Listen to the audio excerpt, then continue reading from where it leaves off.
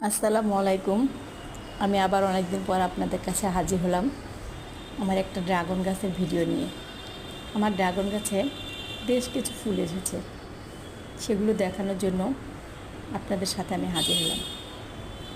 এই ফুলগুলো যখন ফুটবে তখন আমি আবার নিয়ে আসবো আপনাদের সামনে ফুলগুলো দেখতে কেমন হয়েছে তা দেখানোর জন্য।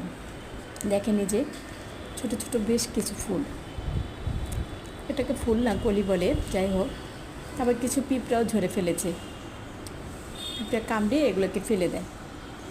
এখন দেখেন এই যে এই ফুলটা, এটাও বেশ বড়, ভিডিওতে হয়তো ছোট এসেছে কিন্তু বেশ বড় আকারে হয়েছে এগুলো।